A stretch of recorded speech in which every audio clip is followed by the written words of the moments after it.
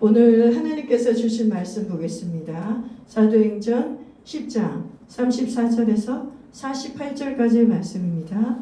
우리 한 절씩 교독합시다. 제가 먼저 읽겠습니다.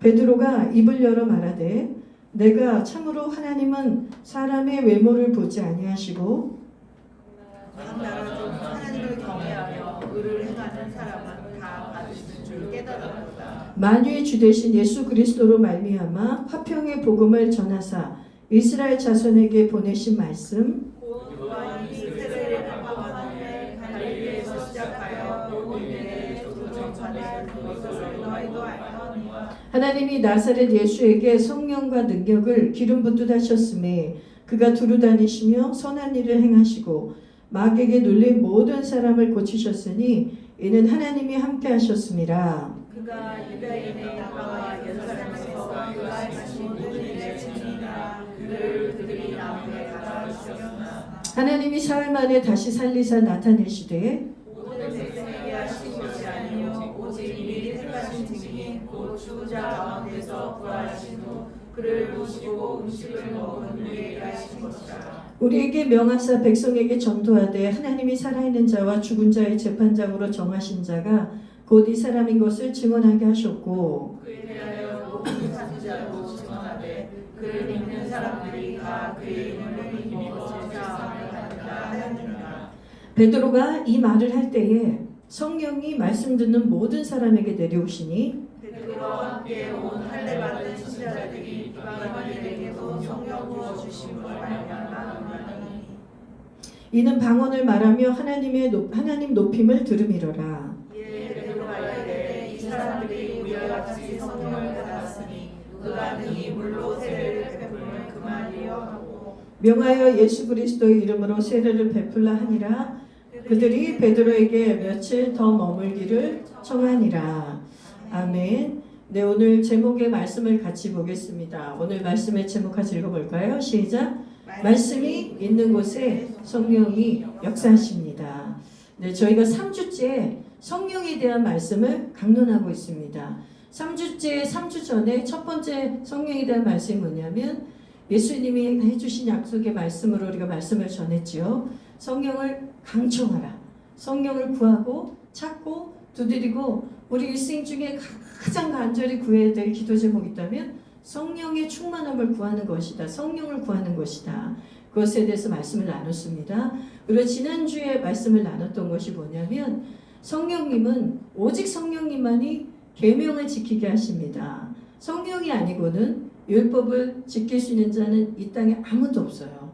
우리 안에 오신 그 성령님으로 인해서 우리가 그토록 하나님의 말씀을 불순종할 수밖에 없는 이 죄악의 본성을 거스리고 성령의 능력이 임할 때만이 계명을 지킬 수 있는 그 말씀을 우리가 배웠습니다. 그래서 그 계명을 지키는 자라야 하나님을 사랑하는 자고 예수님을 사랑하는 자요. 그리고 하나님과 성령님과 예수님과 함께 우리가 동고동락할 수 있다고 우리가 배웠어요. 근데 오늘이 이제 주제는 뭐냐면 우리가 이제 말씀이 있는 곳에 성령이 역사하신다. 말씀과 성령이 완전히 불가분의 관계, 말씀과 성령이 하나라는 것을 오늘 다시 한번 이 말씀을 통해서 강조하려고 합니다.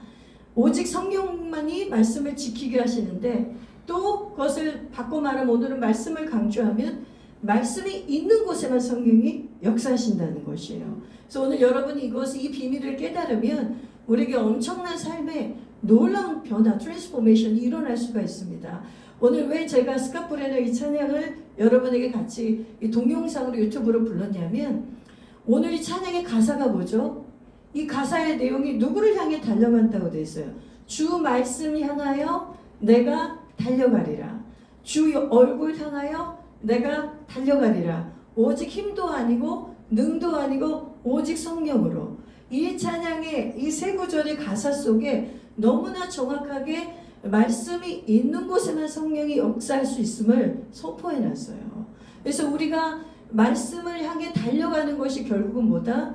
성령의 역사가 일어나는 곳으로 우리가 달려가는 것이다. 성령의 역사를 경험할 수 있는 것이라는 것입니다. 오늘은 사실 약간 주제 설교이기 때문에 오늘 베드로가 고넬료의 가문에 가서 설교한 이 내용 전체를 다루진 않겠습니다.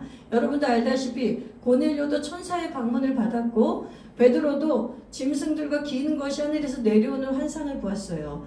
근데 동시에 하나님의 성령은 천사를 통해서 고넬료에게 얘기해 줬어요. 천사를 통해서. 왜냐하면 아직 고넬료는 예수를 믿지 않았기 때문에 성령이 친히 먼저 지시하지 않고 구약처럼 마치 천사가 고넬료에게 방문했습니다. 너의 구제와 기도를 내가 들었노라. 그래서 요바에 있는 베드로에게 가서 너는 말씀을 듣기를 청하라. 이렇게 천사의 지시를 받습니다. 그리고 그 고넬료의 두 종이 요바의 베드로의 집에 거의 도착했을 때 베드로는 누구의 지시를 받습니까? 그 환상을 통해서 성령의 지시를 받습니다. 이방인은 부정한 사람이기 때문에 베드로같이 유대인들은 절대 이방인이라고 교제하지 않거든요. 근데 부정한 짐승이 내려오는 것을 보고 이것을 먹으라. 한 번도 제가 부정한 것을 먹은 적이 없습니다. 아니다. 내가 깨끗하다는 것을 네가 부정하다고 하지 말라. 성령의 음성을 주시면서 밖에 너를 기다리고 있는 자들이 왔다. 두려워하지 말고 따라가라. 성령의 지시를 받습니다. 그래서 베드로가 지금 와서 고넬료의 집에 와서 설교를 시작하는 거예요. 오늘의 본문의 내용이.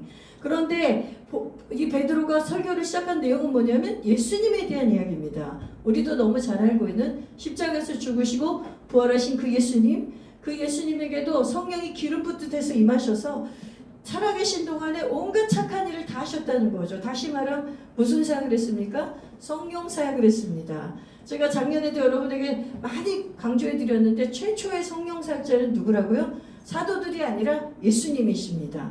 예수님이세요. 이 땅에 오셔서 구약의 성령이 잠시 임하는 그런 사역 말고 성령이 내주하시면서 성령의 기름 부음, 내적 기름 부음과 성령의 외적 기름 부음이 계속 역사하시면서 사역했던 최초 성령 사역자는 바로 예수 그리스도세요. 그게 오늘 사도행전 10장 38절에 말해주고 있지 않습니까? 하나님이 나사렛 예수에게 성령과 능력을 기름 붓듯 하셨으니 그가 두루 다니시며 선한 일을 행하시고 마귀에게 눌린 모든 사람을 고치셨으니 이는 하나님이 함께 하셨습니다. 이 예수님이 하신 이 성령 사역을, 이 말씀 사역을 누가 이어서 한 거죠? 지금 베드로가 이어서 하는 거예요. 지금 사도들이 이어서 하는 거예요. 그럼 예수님이 하신 이 말씀 사역과 성령 사역을 누가 하는 것이죠? 2000년 동안 하나님의 성도들이, 주의 제자들이 했어요. 그리고 지금 이제 누가 해야 되는 것이죠? 이 현 시대를 살아가는 우리가 바로 예수님이 하셨던 이 말씀 사역과 성령 사역을 하셔야 돼요. 여러분 마태복음 4장 23절의 말씀에도 거기에는 없습니다. 말씀에 보면 예수님이 두루 다니시며 마을마다 하신 일이 있어요. 그게 뭐냐면 삼중 사역이었잖아요. 천국 복음을 전파하시고 말씀을 가르치시고 치유하시고 마귀를 축사하시는, 쫓아내시는 이 삼중 사역을 하셨는데 여러분 그 사역을 잘 살펴보세요. 말씀 사역과 성령 사역이에요. 말씀과 성령 사역이에요. 말씀이 없이는 성령 사역이 일어나지 않아요. 성령이 임하지 않고는 말씀 사역이 일어나지 않아요. 예수님이 가셨을 때 우린 보통 이렇게 생각합니다. 표적과 기사가 나타났잖아요. 예수님이 하신 일에 표적과 기사와 그런 기적들이 일어났잖아요. 아, 이건 성령 사역이다. 이게 바로 성령 사역이고 예수님이 복음을 전하고 구약의 말씀을 강론해 주시고 오실 메시아에 대해서 천국을 얘기해 주신 거는 이거는 그냥 말씀 사역이다. 이렇게 분리해서 생각하는 경향이 있어요. 절대 아닙니다. 여러분 말씀 사역과 성령 사역을 분리해서 우리나라에 그렇게 이상한 폐단이 많이 일어난 거예요. 교회 안에. 어떤 교회는 뭐만 강조하죠? 말씀만 강조해요. 말씀만 강조해서 성령의 나타남과 성령의 은사와 성령의 은사가 활성화되지 않고 말씀과 율법주의와 지성주의와 주지주의로 빠지게 되는 거예요. 그리고 어떤 교회는 말씀 사역과 성령 사역을 구별해서 성령 사역만 집중을 해요. 그래서 거기에서는 은사도 많이 나타나고 신비체험도 일어나고 입신도 일어나고 방언도 일어나고 방언 통역도 일어나고 예언도 풍성한데 이상하게 그 사람들의 삶의 변화가 일어나지 않아요.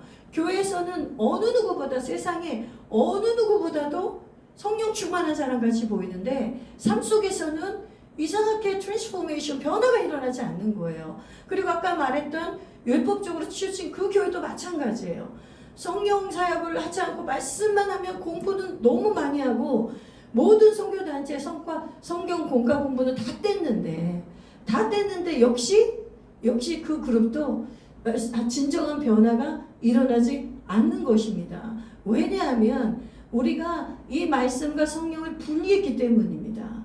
말씀과 성령은 하나입니다. 믿으십니까? 말씀과 성령은 하나예요. 오늘 베드로가 설교할 때 이제 복음을 쫙 전하고 나서 44절 한번 보세요. 10장 44절 한번 읽어보십시오. 10장 44절. 예, 우리 PPT 보고 다 같이 읽읍시다. 다 같이. 여러분 말씀 읽는 거에 동참해 주실 때 여러분이 말씀이 듣는 게 훨씬 집중이 됩니다. 44절 같이 읽겠습니다. 시작. 베드로가 이 말을 할 때에 성령이 말씀 듣는 모든 사람에게 내려오시니, 제가 빨간색으로 칠을 새롭게 했습니다. 이 말씀이 너무 중요해서 베드로가 이 말을 할 때에 성령이 말씀 듣는 모든 사람에게 내려오시니, 무슨 말을 했어요? 주님의 십자가 복음, 부활의 복음, 말씀을 전했어요. 그 말씀을 전했을 때 성령이 임하셨어요. 그래서 이 성령의 사역은 하나님의 말씀이 임할 때 성령이 임하는 것을 꼭 명심하시기 바랍니다.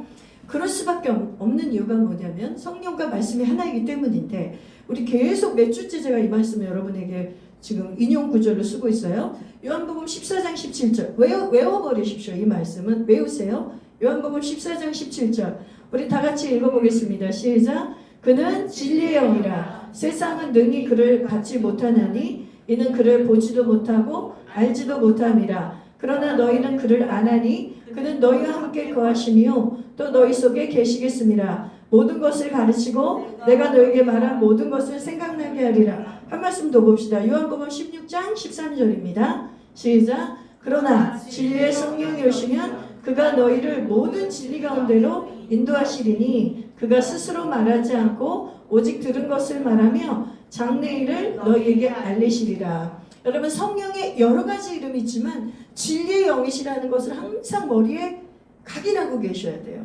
아, 성령은 말씀의 영이구나. 성령은 진리 영이구나. 성령이 임하시면 뭐 하시는 분이세요? 그분은 말씀하시는 분이에요. 우리가 하나님을 보통 말씀하시는 하나님, 근데 말씀을 누구를 통해 하세요? 성령을 통해 하시는 거예요. 성령을 통해 말씀하세요. 이 기록된 말씀이 우리 교과서고 매뉴얼인데 이 기록된 말씀을 깨닫게 하시는 분이 누구세요? 진리의 영이신 성령이세요. 아멘. 그래서 이 성령과 이 말씀은 완전히 하나예요. 불가분의 관계예요. 그래서 여러분이 절대로 그런 우에 빠지지 않으시길 바랍니다. 말씀만 강조하거나 성령의 은사와 그 나타남만 강조하시면 안 됩니다. 여러분 성령과 말씀이 하나라는 말씀의 증거들을 여러 개를 보겠습니다. 한 번 더 볼게요. 에베소서 6장 17절의 말씀 봅시다. 에베소서 6장 17절 여러분이 많이 이미 알고 있는 말씀이에요. 시작. 구원의 투구와 성령의 검 곧 하나님의 말씀을 가지라. 이 말씀을 보면 성령과 하나님의 말씀을 뭐로 본 거예요? 동격으로 봤잖아요. 하나님의 말씀이 곧 뭐다? 성령의 검이다. 하나님의 말씀이 없이는 성령의 검은 우리에게 장착되지 않는 거예요. 그래서 이 말씀이 하나님과 성령과 하나이다. 에레미야 23장 29절 에레미야 23장 29절 한번 보겠습니다. 우리 같이 또 한번 읽어볼까요? 시작. 여호와의 말씀이니라 내 말이 불같지 아니하냐? 바위를 쳐서 부서뜨리는 방망이 같지 아니하냐? 여기서는 말씀을 뭐와 동격으로 삼았어요? 불. 말씀을 불과 동격으로 삼았고 뭐하고 동격을 했죠? 비유를 방망이와 같다고 했어요. 여기서 불과 방망이, 성령을 말하는 것입니다. 불이 특히 성령을 의미하는 것이죠. 구약이나 신약에서의 불은 다 성령을 의미하는 것입니다. 그래서 곧 말이 불이라는 거예요. 말씀이 성령이고 말씀이 불이라는 거예요. 그래서 우리가 이것을 왜 이렇게 오늘 제가 여러분에게 이거를 꼭 강조가 알려드리려고 하냐면 여러분이 성령의 통치를 받고자 할 때 여러분이 성령 충만을 받고자 할 때 절대로 피상적으로 받지 않기를 바라기 때문이에요. 우리가 성령의 충만함을 구하라고 그러면 사람들이 그걸 되게 피상적으로 생각해요. 맞죠? 애매하게 생각해요. 성령 충만이 좋은 건지는 알겠는데 성령이 나를 통치하는 것이 맞는 삶인지는 알겠는데 그거에 대한 바른 지식이 없어요. 그래서 하나님 성령 충만하게 해주세요 이렇게 기도하면서 어떤 일을 하냐면 말씀을 집중하지 않아요. 그러면 성령 충만해지지 않는 거예요. 여러분 성령 충만하게 해서 기도는 해요. 기도 집회를 가서도 주여 성령이 충만하고 주시옵소서. 성령으로 장악해 주시옵소서. 성령으로 통치해 주시옵소서. 근데 뭘로 통치를 하시냐 말이에요. 성령은 말씀으로만 통치하시는 거예요. 말씀이 있는 곳에 성령이 통치하시는 거예요. 아멘. 그래서 여러분이 성령의 충만함이 아직 없어도 말씀에 귀를 기울여야 돼요. 순서가 그거예요, 여러분. 말씀을 먼저 내가 붙잡고 그 말씀 앞에 순종하려고 말씀 앞에 엎드리면 성령이 오셔서 가르쳐 주는 거예요, 진리 영이. 근데 여러분이 말씀을 향해 달려가지 않으면, 말씀을 사모하지 않으면 그것이 주의 얼굴을 구하는 거라고 그랬는데, 말씀을 구하지 않으면 성령이 여러분에게 역사할 수 있는 방법이 없어요. 그러면 어떤 현상이 일어나면 계속 다른 사람 기도만 받아다니는 거예요. 여러분 정말 끔찍합니다. 그거는 자기가 말씀을 이렇게 기록된 66권의 말씀인데 이거를 들여다볼 생각 안 하고 돈봉투를 가지고 가서 무당도 아니고 갖고 가서 한 말씀 해달라는 거예요. 여러분 절대 안 됩니다. 목회자를 향해서 목회자에게 상담하고 기도 부탁하는 건 너무 좋아요. 그러나 여러분이 목회자하고 상담하고 기도 부탁할 때 어떨 때 하는 거냐면, 내가 말씀을 갖고 씨름하고 내가 기도하면서 성령의 음성을 들어보려고 씨름하다가 컨펌하고 하는 음성이, 우리 목사님도 기도해보고 같이 그 음성인가, 성령의 음성을 좌로나 우로나 치우치지 않으려고, 내가 혹시 자기 주도적 영감에 빠지지 않으려고, 내가 뭔가 신비적인 영감에 빠지지 않으려고, 내가 혹시 말씀 해석을 왜곡되게 하지 않으려고, 내가 그렇게 하려고 멘토나 다른 성령사역자들의 도움을 받는 것이지, 그것이 중독이 되면 안 돼요. 그게 종교 중독이에요. 여러분 꼭 기억하십시오. 그래서 여러분이 누군가에게 누가 대언 기도를 해줬습니까? 예언을 해줬습니까? 기뻐하세요. 예언을 멸시하면 안 돼요. 그러나 그걸 붙잡고 이제 나에게 토스가 온 거예요. 공을 던진 거예요. 성령님이. 그 예언 사역자를 통해서, 그 기도 사역자를 통해서 나에게 그 말씀을 던져준 거예요. 그러면 이 말씀을 붙잡고 이 말씀이 성취되게 하려면 내가 그 말씀을 가지고 그 말씀을 사모하면서 그 말씀이 삶에 이루어지기를 원하고 기도하고 성령의 통치를 받아야 되는 거예요. 오늘 우리가 그 말씀 본문이 길기 때문에 앞에 구절을 우리가 읽지 않았는데, 앞에 구절에 무슨 얘기 나오냐면 고넬료하고 그의 가족들이 간절히 말씀을 바라고 기다리고 있어요. 그래서 고넬료가 베드로 오자마자 넙죽 인사를 해요. 그러니까 베드로가 너무 놀라서 이러지 마라, 나도 너 같은 사람이다 그러면서 일으켜 세우시면서 뭐라 그러냐면, 고넬료가 베드로에게 기록해요. 저와 우리의 친척들이 하나님이 주실 말을 기다리고 있습니다. 여러분 정말 이 소름 끼치는 말 아니에요? 이게 성령 받는 길이에요. 내가 하나님이 천사를 통해 그 베드로라는 사도가 너한테 말해줄 것이다, 나의 말을 전해줄 것이다, 그 말을 간절히 기다리고 있는 거예요. 마치 누구를 기다리듯이, 하나님을 기다리듯이 그 말이 하나님의 임재를 보는 거예요. 아멘. 그래서 그걸 기다리는데 거기 어떻게 성령이 안 임하겠어요? 베드로가 몇 마디 하지도 않고 나사렛 예수 그리스도에게 대해서 말했더니 이방인이 이걸 깨닫는다는 게 말이 돼요, 여러분? 여러분 유대인도 아니고 유대인들에게는 너희가 대망했던 메시아가 예수 그리스도다 이러면서라도 말씀을 들어갈 수가 있잖아요. 어떤 접촉점이 있잖아요. 너희가 그토록 기다렸던 메시아가 예수 그리스도인데 너희가 십자가에서 죽였도다. 베드로의 첫 설교 내용이 그거예요. 예루살렘에서 했던 첫 설교. 근데 이방인들은 아무것도 몰라요. 하나님에 대해서는 알지만 율법도 잘 모르고 성경도 몰라요. 그런데 누가 지금 알려주는 거예요? 이 복음을 전하자마자 성령이 강타하시면서 그곳에 임한 고넬료의 친척들에게 성령이 깨달아지는 거예요. 다 깨달아진 역사가 일어난 거예요. 여러분도 얼마나 놀라운 일입니까? 이 복음이 전해질 때 성령의 역사가 있는 거예요. 아멘, 아멘. 그래서 여러분 복음이 전해질 때도 성령이 아니거든 예수를 주라고 할 수가 없거든요. 예수님을 그냥 사용이 따라 영접하는 것 같아도 그 사람에게 성령의 역사가 일어나지 않으면 죽었다 깨어나도 영접 못합니다. 예수님을. 그게 성령의 역사인데, 여러분이 주님 만나는 그날까지 이 공식은 똑같아요.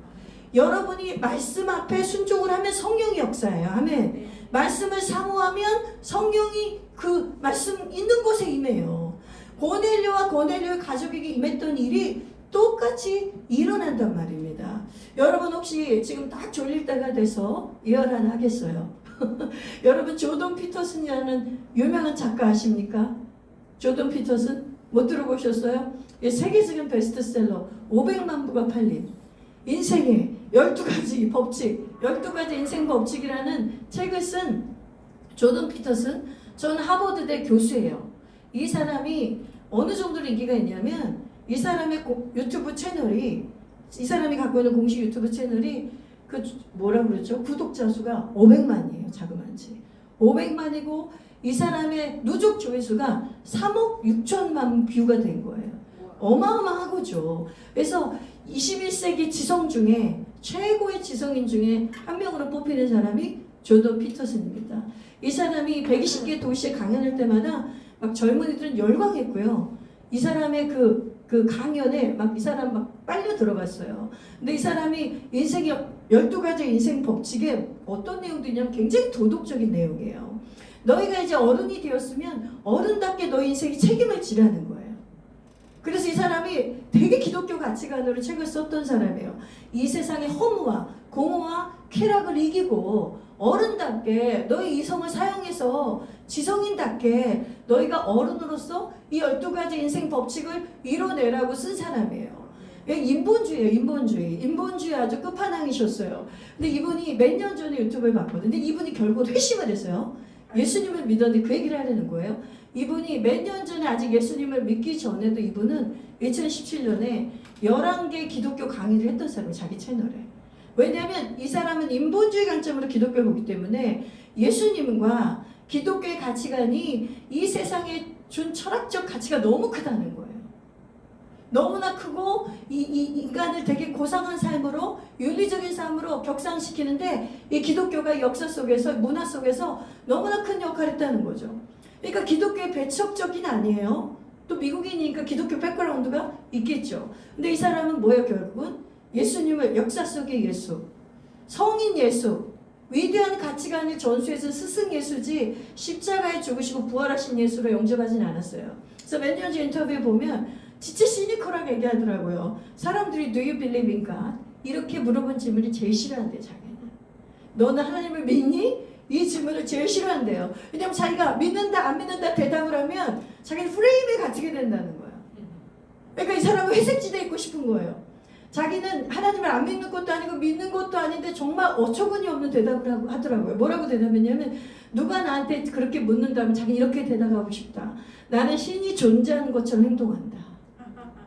어이없죠. 그러니까 그게 뭐냐면 인본주의예요. 신이 존재하는 것처럼 행동한다. 이 사람 정말 도덕적인 삶에서 그런 책을 썼거든요. 그런데 그러면 예수님이 부활한 걸 믿는다고 질문한다면 His Spirit, 그의 영은 그의 정신, 그 사람이 해석한 건 영이라기보다 정신. 예수의 정신은 영원하다고 믿는다. 그러면 그가 육체로도 부활하는 걸 믿냐? 그랬더니 I don't know. 계속 그걸 얘기하다. 안 믿는 거죠. 그러니까 다시 말하면 제가 왜 이 얘기를 하냐면 이 사람은 예수를 역사의 예수로 인정하고 하지만 성령의 역사가 없는 거예요. 그 사람은 이 말씀을 지식으로 받은 거지 성령이 역사하는 말씀 앞에 순종한 게 아니에요.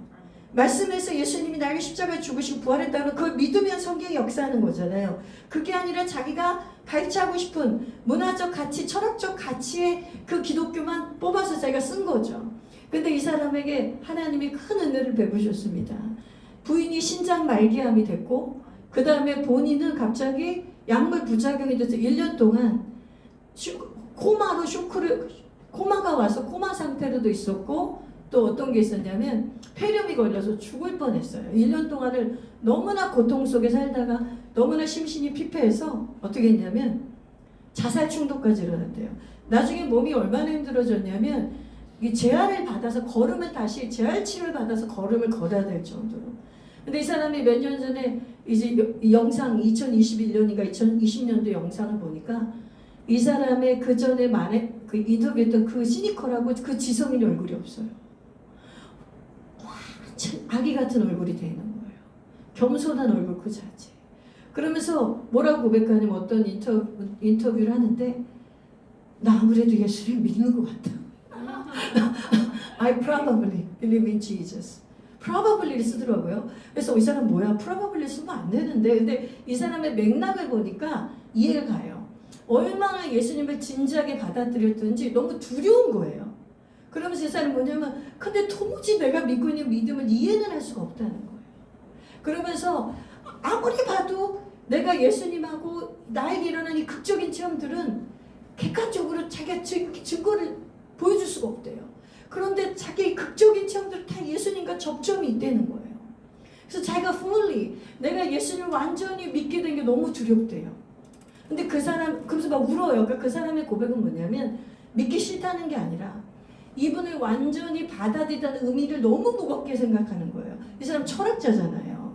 다른 사람처럼 쉽게 저 예수님 믿어요. 저 예수 믿고 죄사함 받고 구원받아요. 이런 수준이 아닌 거예요. 정말 심오하게 받아들인 거예요. 내가 이분을 정말 완전히 fully 받아들인다면 내 삶이 어떻게 될지 자기는 상상조차 못하겠다. 그러면서 울어요. 그 지성인이 흐느끼면서. 그러면서 나와 아내는 매일 기도하고 하나님 앞에 나아갈 때 뭘 느끼냐면 ridiculous blessing을 느낀대요. 너무 터무니없는 축복. 말도 안 되는 축복. 이해할 수 없고 이 부어진 pouring out 이렇게 표현해요. 완전히 부어진 이 사람 오늘 찬양하고 똑같아요. 그의 은혜와 그의 선하심을 보라. 그 사랑이 그분을 쫓아왔잖아요. 그러니까 이분은 그 나름대로 시커였던 거예요. 구도자였던 거예요. 예수님 믿지는 않지만 예수님을 배척하진 않고 예수님의 가치관과 예수님의 그 가르침을 좋아한 사람이에요. 근데 하나님은 니고데모 같은 이 사람에게 현대판 니고데모죠. 완전 현대판 니고데모에게 마치 요한복음 3장에서 예수님이 니고데모에게 거듭남을 알려줬던 것처럼 이렇게 조던 피터슨이 찾아간 거죠. 이 지성인에게. 인본주의 관점으로 보는 이 사람에게. 뭐로 찾아갔을까요? 말씀과 성령으로 찾아간 거예요. 자기가 이미 그 알고 있던 그 지성적으로만 보던 그 말씀이 성령이 역사하니까 그 고난 속에서 얼마나 질문이 많았겠어요. 현대학이 발달된 미국에서 그 정도의 베스트셀러 작가면 돈도 있고 치료받을 수 있는 그 환경인데 자기가 어쩌지 못하는 그 한계가 있는 거예요. 그 불가항력적인 한계 앞에서 자신이 완전히 피조물인 것을 깨달았겠죠. 그리고 우리가 매일매일 이렇게 하루하루 생명을 살고 오늘도 일용할 양식을 먹으면 나의 아내와 식전에 기도하고 하나님에 대해서 얘기할 수 있다는 게 ridiculous blessing이래요. 너무 어이없고 이해할 수도 없고 터무니없는 그런 식으로 표현을 했어요. 그래서 제가 너무 감동을 받아요. 성령의 역사가 이 지성인까지도 녹일 수 있구나. 성령만이. 누가 이 지성인을 녹일 수 있겠어요? 그 사람이 봤을 때 예수가 몸으로 부활했다는 것까지 믿는 거는 도무지 받아들일 수 없는 사실이에요. 그러니까 너무 황당한 얘기죠. 나는 신이 있는 것처럼 행동한다. 예수가 육체가 부활한 것은 모르겠다. 그래도 정직하게 얘기한 거죠. 모른다고 얘기했으니까. 그런데 이제 알게 된 거예요. 이제 경험하게 된 거예요. 믿어지게 된 거예요. 이분도 아무리 지성인도 소용없더라고요. 똑같이 얘기했어요. 이상하게 믿어지냐는 표현을 쓰더라고요. 이상하게 믿어졌다고. 그래서 자기가 자기의 믿음을 객관화시켜 얘기하는 거예요. 내 이 믿음을 이해할 수가 없다는 거예요. 내가 지금 예수를 믿고 있는 믿음을 이해할 수가 없대요. 이거는 철학자로서 지성인으로서의 어떤 스트러글링이에요. 그런데 믿어진다는 거예요. 여러분, 제가 왜 오늘 이렇게 조던 피터슨 얘기를 길게 할까요? 성령의 역사만이 사람을 바꾸는 거예요. 어느 누구도 바꾸지 못해요. 성령의 역사만이. 그런데 그 성령의 역사는 뭘 타고 역사하신다? 오직 말씀을 타고 역사하신다. 그러니 오늘 제가 오프닝으로 복종의 칼로 목을 베어버립시다.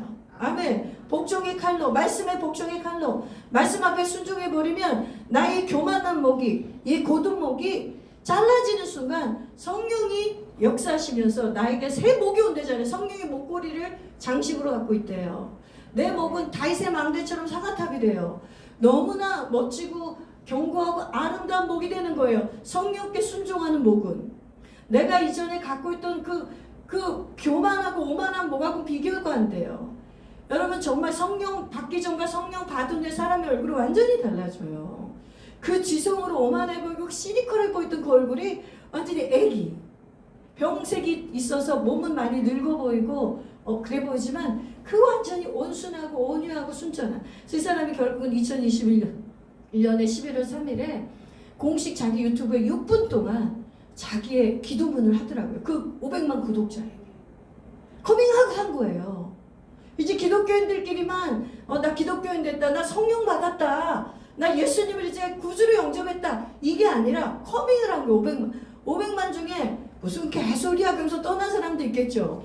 이렇게 해서 미안한데, 그러니까 그 지성적인 사람들은 이 조던 피터슨도 별 수 없구만, 아프니까, 응?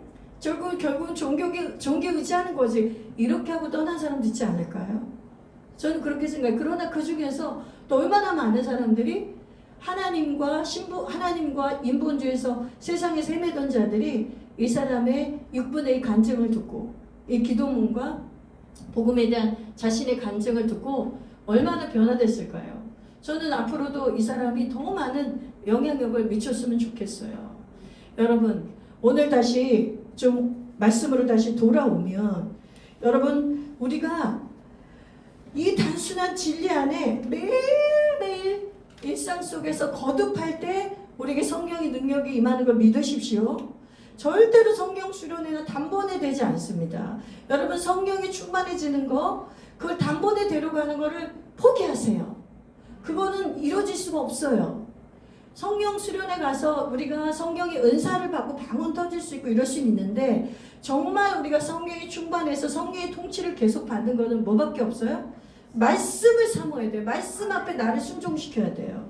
잊지 마십시오. 그래서 그것을 내 삶에 하지 않는 한 내 삶에서 성령은 역사할 수가 없어요. 여러분, 데살로니가 전서 5장 19절 20절을 보면서 제가 이걸 좀 더 구체적으로 설명할게요. 여러분 읽어보세요. 제가 이거 얼마나 중요하면 또 빨간색으로 냈어요. 같이 읽어봅시다. 시작. 성령을 소멸하지 말고 아니면 예언을 멸시하지 말고. 이 말씀이 두 개가 나란히 나온 것을 눈여겨보세요. 여러분, 이 말씀은 달리 말하면 성령은 언제 소멸된다는 거예요? 예언을 멸시하면 소멸돼요. 예언은 언제 소멸돼요? 성령을 소멸하면 예언이 또 멸시가 돼요. 이게 뭐냐면, 예언은 여기서 말씀을 의미합니다. 꼭 우리가 기도해 줄 때, 여러분 대형 기도해 줄 때 예언 기도, 그 예언을 말하는 게 아니라 선포된 모든 말씀이 예언이에요. 오늘 지금 제가 여러분에게도 설교하는 게 예언적인 설교입니다. 하나님이 이렇게 하십니다. 선포하고 있잖아요. 이게 바로 예언입니다. 그러면 이 예언의 말씀이 우리에게 어떤 형태로 오든지 이 말씀을 너희가 멸시한다면 성령은 소멸하게 될 것이다. 믿으십시오. 그런데 여러분이 예언의 말씀을 멸시하지 않고 이 말씀을 받들어요. 내가 목사님에게 기도를 받았던 그 말씀도 받들고 이 말씀이 내 삶에 이루어지기를 간절히 원하며 순종할 때, 여러분이 큐티하는 말씀도, 여러분이 설교를 듣다는 말씀도, 통독할 때 어떤 말씀이든 말씀을 소중히 여기는 거예요. 말씀을 정말 귀하게 여기는 거예요. 여러분, 제가 또 권면합니다. 여러분이 일주일에 2번씩 읽는 통독도 정말 마음과 뜻과 정성을 다해서 읽으세요. 지금 이 말씀은 영이구나, 이 말씀은 성령이구나. 성령과 말씀은 하는데 내가 다 이해하지 못해도 상관없어요. 그런 자세로 성경 읽어야 돼요. 성경이 구약의 스토리고 이야기지만 이거는 하나님의 말씀이에요. 그냥 소설처럼 틀린 얘기예요. 그래서 여러분이 다 못 깨닫는 내용도 상관없어요. 예언서나 에스겔이나 에레미야 얼마나 여러분 고비 잘 넘겼습니다. 이제 그다음부터 좀 재밌는 거 나옵니다. 고비가 너무 잘 넘겼는데 알다가도 모를 말들을 읽으려면 얼마나 힘듭니까? 그런데 여러분, 어떤 태도를 가져야 되냐면 그 해석 다 안 돼도 돼요. 이 말씀은 하나님이 주신 말씀이야. 이건 성령의 말씀이야. 내가 하나님이 오늘 이 말씀에서도 성령님 한 구절에도 제가 이 내용은 몰라도 깨닫게 해달라고 그렇게 사모하는 마음으로 통독을 하셔야 돼요. 분명히 성령이 깨닫게 해줍니다. 여러분, 얼마나 놀랍습니까? 성령을 받는 게 이렇게 쉬워요. 그런데 제일 못해요, 이 성도들이. 성령의 역사가 일어나는 게 이렇게 쉬운데 성도들이 제일 못하는 게 이거예요. 여러분, 오늘 스가랴 4장 6절하고요. 사도행전 4장 29절 31절 읽고 제가 이제 말씀 마무리할게요. 스가랴 4장 6절 우리 같이 읽어봅시다. 시작. 그가 내게 대답하여 이르되 여호와께서 스룹바벨에게 하신 말씀이 이러하니라. 만군의 여호와께서 말씀하시되 이는 힘으로 되지 아니하며 능력으로 되지 아니하고 오직 나의 영으로 되느니라. 아멘, 아멘. 예수님이, 하나님이 직접 말씀하셨죠. 오직 성령으로만 되는데, 그럴 때 그 성령으로만 되는데 하나님은 그때도 말씀하시면서 이 성령으로 되는 이 말씀을 얘기해 주셨고, 그 다음에 사도행전 4장 29절 31절 이거 보겠어요. 여러분 읽어봅시다. 시작. 주여 이제도 그들의 위협함을 두고 보시옵고 또 종들로 하여금 담대히 하나님의 말씀을 전하게 하여 주시오며 손을 내밀어 병을 낫게 하시옵고 표적과 기사가 거룩한 종 예수의 이름으로 이루어지게 하옵소서 하더라. 빌기를 다음에 진동하더니 무리가 다 성령이 충만하여 담대히 하나님의 말씀을 전하니라. 초대교회 첫 번째 핍박인데요. 베드로의 설교에 의해 공회에서 베드로를 잡아갑니다. 그래서 요한과 베드로가 공회 앞에 잡혀가서 신문을 당하다가 돌아왔어요. 그래서 이 공동체가 한 마음과 한 뜻으로 기도한 내용이에요. 기도한 내용인데 이들의 기도한 내용이 다른 게 하나도 없어요, 여러분. 다른 게 없어요. 다시는 공에 끌려가지 않게 해주세요가 기도 제목이 아니에요. 핍박받지 않게 해주세요가 기도 제목이 아니에요. 이들이 베드로 사도와 모든 성도들이 한 마음으로 기도한 내용이 뭐냐면 다시 29절에 보여주세요. 29절에 우리에게 성령이 임하셔서 담대히 말씀을 전하게 해달라고 기도하는 거예요. 성령이 임하셔서 전하게 해달라는 게 뭐로 우리가 알 수 있냐면 30절을 보면 알아요. 우리가 손을 내밀 때 병을 낫게 하시고 표적과 기사가 나타나게 해달라. 이게 누구의 나타남이에요? 성령의 나타남이잖아요. 그러니까 다시 말하면 이 하나님의 말씀이 전해질 때 성령의 나타남을 이 사도들과 성도들은 알고 있었어요. 그래서 우리는 담대하게 말씀을 전할 테니까 그때 성령은 나타나 주십시오. 이걸 구하는 거예요, 여러분. 그러면서 하나님이 진동하심으로 성령이 임재하심을 강력하게 보여주니까 31절에 모인 것이 진동함으로 성령의 강력한 임재가 표시되었잖아요. 나타났잖아요. 그 다음에 이들이 성령이 충만하여 담대히 하나님의 말씀을 전하니라. 제가 왜 이 말씀을 마지막 결론 구절을 하냐면 성령의 역사와 말씀의 불가분을 보여주려고 하는 거예요. 성령의 역사, 말씀의 불가분. 하나님이 예수님께서 이 지상에서 구원 사역을 다 마치시고 부활하시고 승천하시면서 예수님은 이 교회를 뭐에다 의탁하셨을까요? 성령과 말씀에 의탁하고 가신 거예요. 아멘. 믿으십시오. 성령과 말씀에 이 교회가 성령과 말씀으로 이 교회가 지어질 걸 믿고 예수님은 호련히 떠나셨어요. 아무 걱정도 안 하셨어요. 왜냐하면 예수의 영이 성령이 오셔서 진리의 영이 오셔서 이 말씀과 역사에서 교회를 세울 것을 예수님은 알고 계셨기 때문이에요. 아멘. 아멘. 교회가 세워지는 원리뿐만 아니라 우리 개인이 예수님 믿고 하나의 교회이지 않습니까? 우리도 개개인의 교회가 세워질 때 이 원리가 똑같은 거예요. 여러분, 말씀을 얼마나 여러분이 중요히 여겨야 되는지 오늘 꼭 깨달으시길 바랍니다. 아멘. 그래서 여러분이 밑도 끝도 없이 성령 충만하게 해달라고 기도해봤자 아무 일도 안 일어난다고 오늘 꼭 깨달으세요. 아멘. 그런 막연하게 성령이 오시는 게 아니에요. 아셨죠? 아멘. 반드시 한 구절의 말씀이라도 그 말씀 앞에 나를 복종시킬 때 성령의 역사가 있는 거예요. 그래서 제가 아까도 얘기했잖아요.